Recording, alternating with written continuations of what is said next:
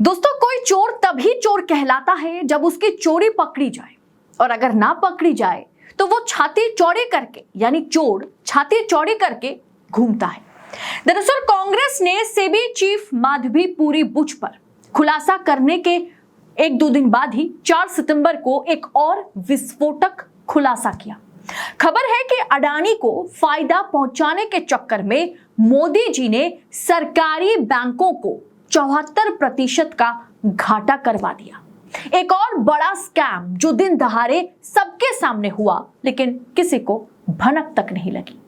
पूरा मामला, पूरा माजरा बेहद गंभीर है, बेहद संगीन है, तो जानिएगा, वीडियो के आखिर तक बने रहिएगा। नमस्कार, स्वागत है आपका देश नीति पर। मैं हूं आपके साथ अदिति। देश नीति, केवल सच्ची और पक्की खबरें। दोस्तों, दिन दहाड़े आपके सामने किस तरह की चोरी की जा रही है जिसके बारे में किसी को पता नहीं चल पा रहा है, क्योंकि आपके सामने हो रहा है, दिखाया कुछ और जा रहा है। वो हाथी का दांत दिखाने का और खाने का और होता है। बीजेपी की सरकार, मोदी जी की सरकार वही काम करती हुई नजर आ रही है। लेकिन इस मामले में, अडानी के मामले में, मोदी सरकार खुल्लम खुल्ला धोखाधड़ी करती है, जो आरोप फिलहाल कांग्रेस ने लगाया, विपक्ष ने लगाया।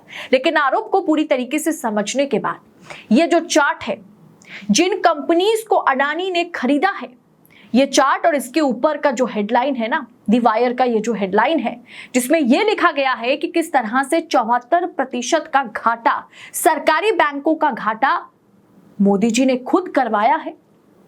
आगे आपको मैं डिटेल में बताऊंगी तो आपके रोंगटे खड़े हो जाएंगे।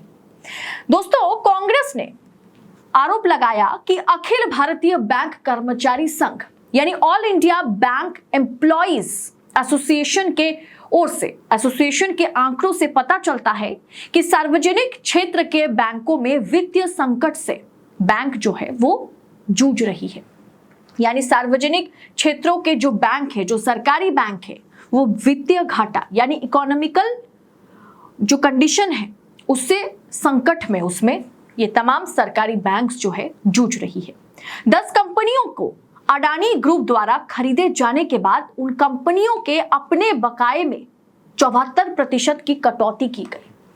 दोस्तों, मामले को समझिए, लेकिन सबसे पहले इस मुद्दे को जिसने उठाया और सामने रखा सबके आगे, वो है कांग्रेस महासचिव जयराम रमेश। उन्होंने अपने सोशल मीडिया अकाउंट ट्विटर पर पोस्ट करते हुए या एक्स पर पोस्ट करते हुए कहा कि all India bank employees association के आंकड़ों से पता चलता है कि जिन बैंकों ने वित्तीय संकट में फंसी 10 कंपनियों से 62,000 करोड़ रुपए वसूली का दावा किया था, अडानी ग्रुप द्वारा उन कंपनियों का अधिग्रहण या उन कंपनियों को खरीदने के बाद बैंकों ने सिर्फ 16,000 करोड़ रुपए में अपने ऋण या लोन का निपटाना जो है उसे कर पाया है।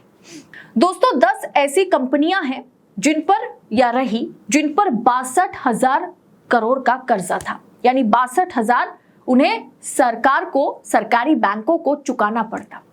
लेकिन क्या हुआ, इन कंपनीज को अडानी ने खरीद लिया। अब अडानी ने खरीद लिया तो उन्होंने वो पैसा चुकाया नहीं। जहां 62,000 करोड़ रुपए चुकाना था, वहां सिर्फ 16,000 करोड़ रुपए में निपटाया गया। इन कंपनियों को अडानी के हाथों में, अडानी के हवाले में कर दिया गया, और ये कोई और नहीं बल्कि सरकार ने किया है। दोस्तों, आपके स्क्रीन पर ये जो खबर है, इसे आप जरा गौर से देखिए, इस तस्वीर को जरा गौर से देखिए। यहाँ क्लियर कट बताया गया है कि कौन कौन सी कंपनीज को अडानी ने जो है खरीदा था। HDIL प्रोजेक्ट जो BKC के है, उसे अडानी प्रॉपर्टीज के नाम किया गया।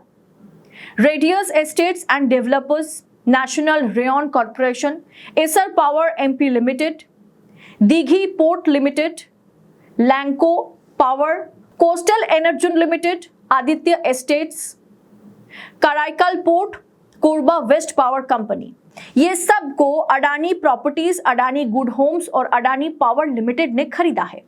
अब आप इधर देखिए कि इन कंपनीज पर एस्टिमेटेड वैल्यू क्या था, इन कंपनियों का एस्टिमेटेड वैल्यू क्या था। जो एडमिटेड क्लेम वैल्यू है वो है, पहली कंपनी जो HDIL है उसकी एडमिटेड क्लेम वैल्यू है 7,795 करोड़, लेकिन इसे अडानी ने परचेज किया है सिर्फ 285 करोड़ में, यानी 96% का हेयर कट जो है वो बैंक को चुकाना पड़ा। यानी 96% का घोटाला या जो कटौती है वो अडानी को दिया गया। इसमें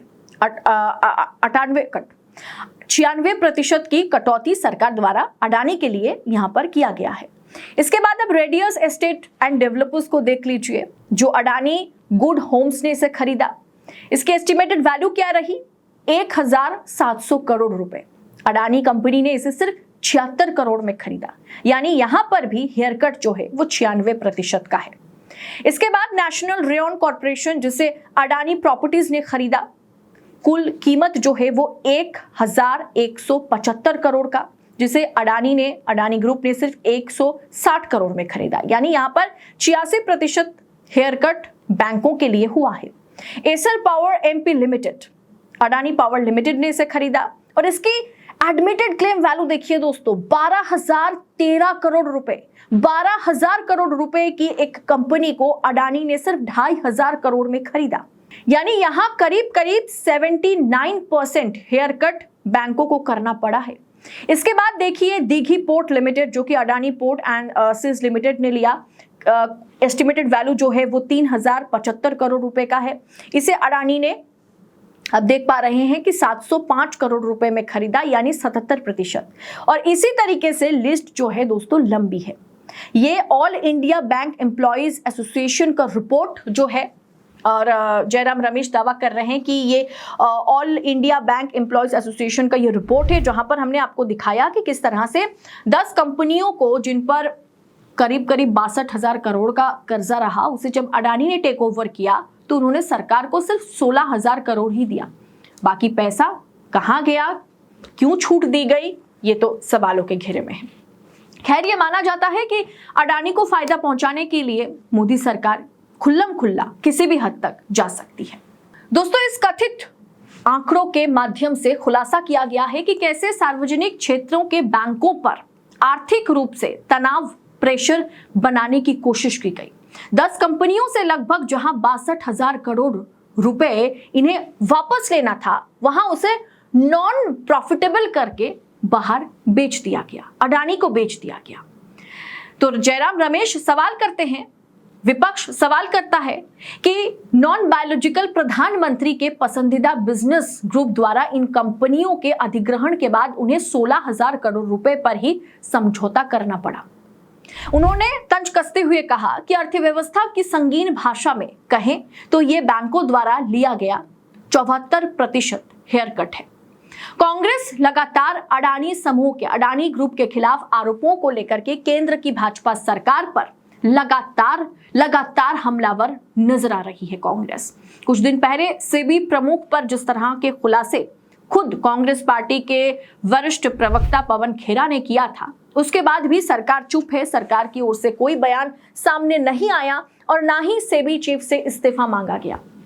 लेकिन आपको हमेशा से ये क्यों देखने को हमें मिलता है, या आप भी इस पर सोच विचार करने की आपको भी जरूरत है।